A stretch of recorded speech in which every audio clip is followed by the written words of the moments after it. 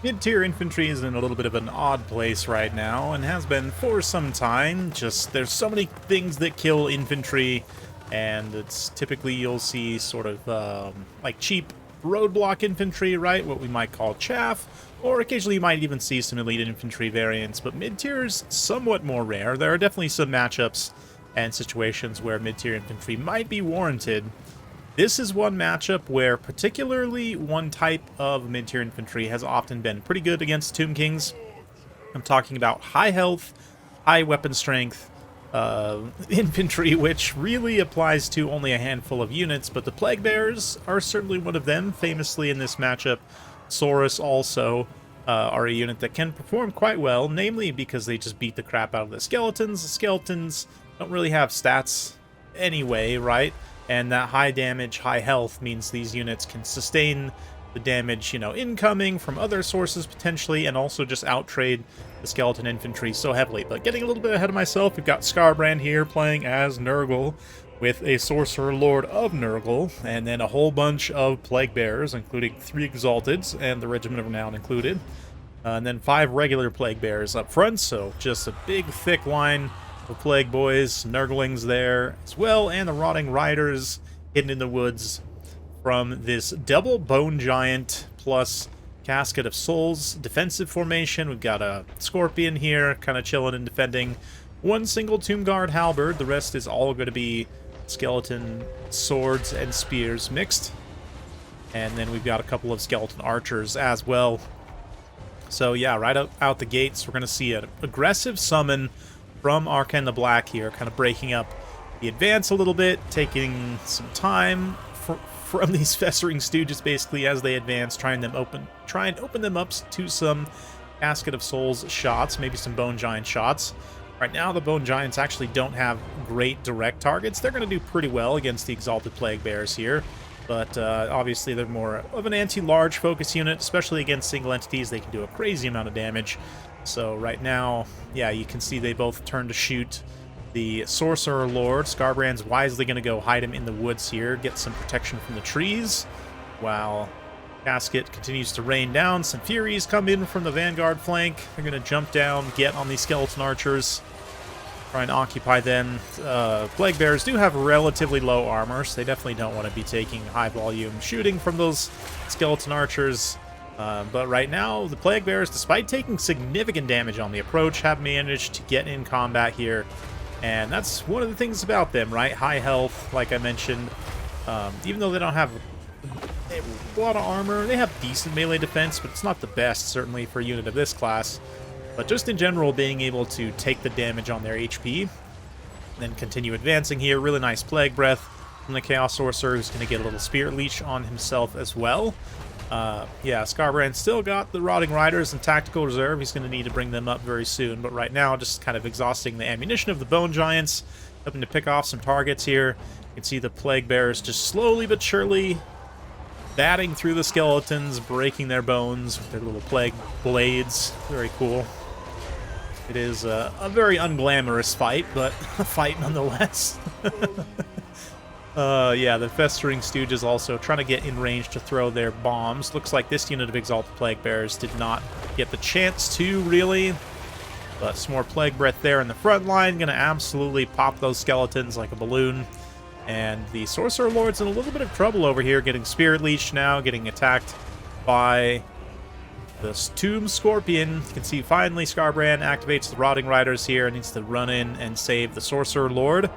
But this frontline engagement's going to go very well for him. It's going to continue to go well. Scorpion Legion will be able to hold for some time, but really, for the Tomb Kings, all this skeletons is basically just a holding force, right? Like, there's not really a lot of damage coming from that, obviously. So the Bone Giants, the Casket, you know, the Archers, to an extent, are going to have to be the things that deal the damage. Like the Tomb Scorpion, too, honestly, if it was fighting on top of these skeletons against the Plague Bears, would be helping to add in some extra damage as well. But right now, trying to reposition from this flank, flee away from the very scary Rotting Riders, continue to Spirit Leech Sorcerer Lord there. Let's see them as they maneuver around the back of this Tomb King's formation. The Casket's going to take a shot there. Ooh, Scarbrand actually throws in a little active dodge there to make sure that projectile fully misses.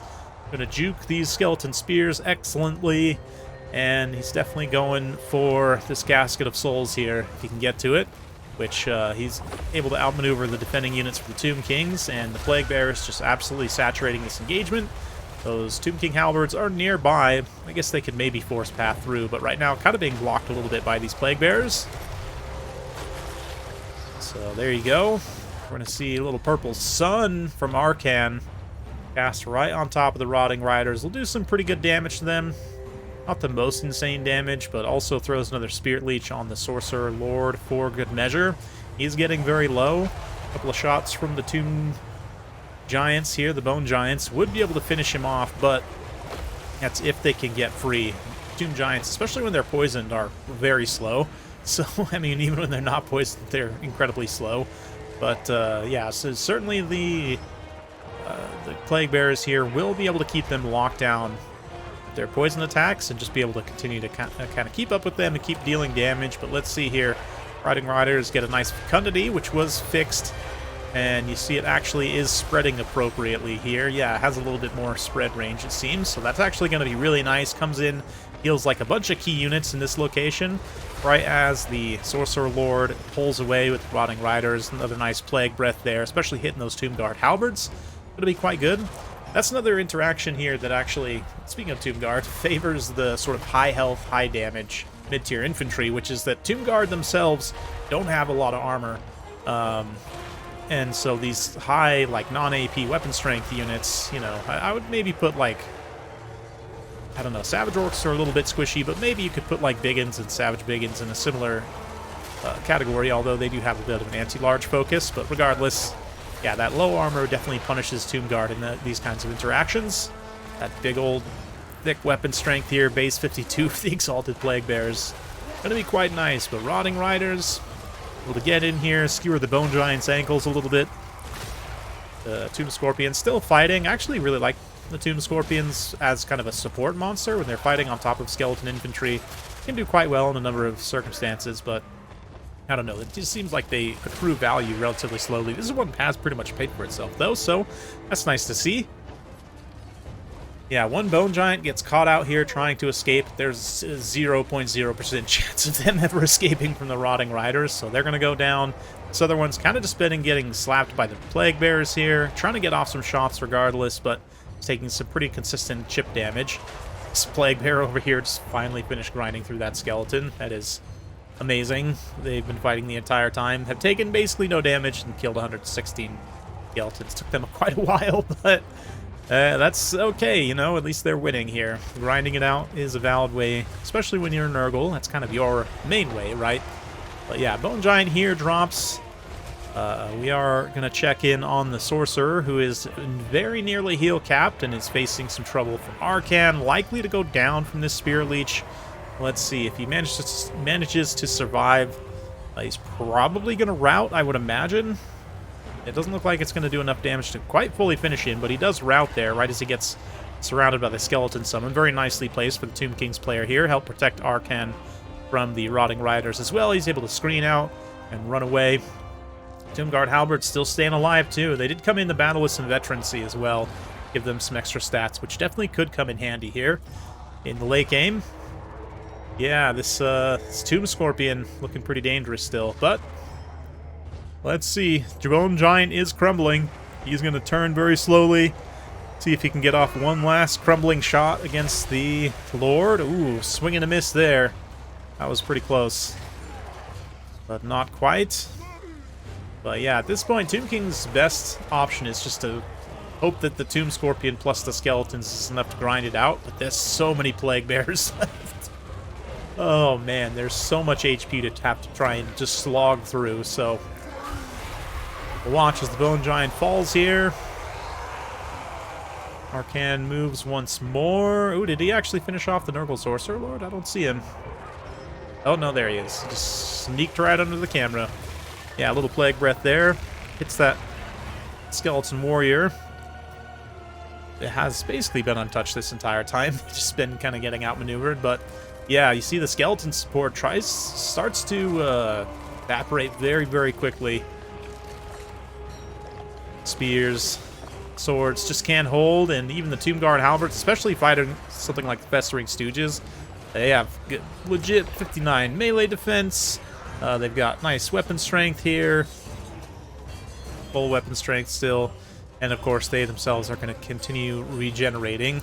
Yeah, then are they heal capped? Yeah, they are basically fully heal capped, so not a lot of actual regeneration, but nonetheless, very scary stats in the late game grind like this.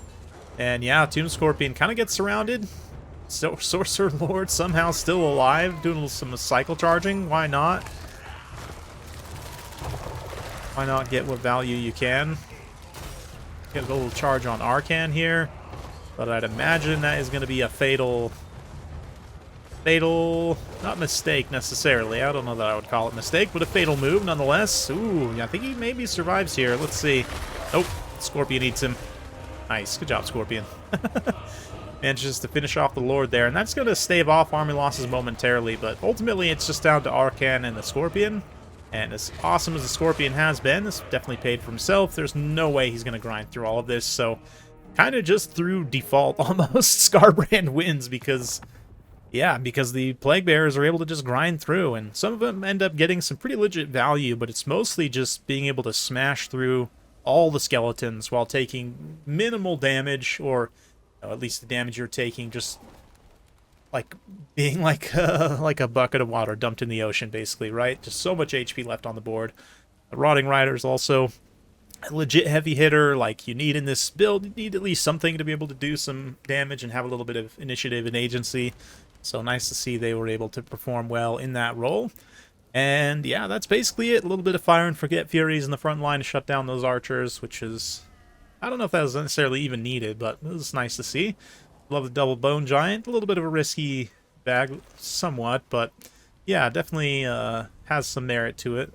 Casket of Souls as well. It's just a lot to try and protect, and he went very wide around it. I actually really like the Scorpion for that role, and Tomb Guard Halberds also got some pretty good value, but ultimately, I mean, not that you would necessarily expect the skeletons trade well. Actually, a couple of them do end up trading okay with spears, but just, yeah, just the disparity in combat performance there really leads to these kind of interactions. And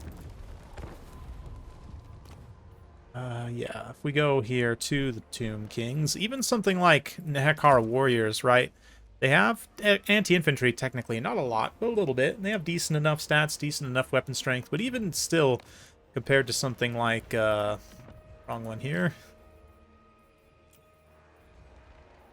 Yeah, I mean, regular Plague Bearers, 700, so they are a little bit more expensive, right? They're more on the tier of, like, Tomb Kings, but look at the difference in HP. Almost 2,000 HP of difference, right? Like, 1,003 basically, of extra HP. Plus, I mean, they also deal poison damage, which is going to reduce the weapon strength of the Tomb Guard, which basically adds even more HP. They've also got physical resistance, a pretty good amount of physical resistance, so basically, it just is a very terrible interaction for all of your infantry. Even the Nehekar Warriors are also not going to trade super well, right? They'll trade a little bit more cost-effectively, but yeah, I mean, maybe it might be worth looking into a Kepper Guard in this matchup, just because the magic damage and the extra weapon strength, these guys will actually cut through some Plague Bearers. They also have the regeneration to try and keep up an HP perspective, but you can only take one of them, and they're, you know, on par with like an Exalted Plague Bearer in terms of cost.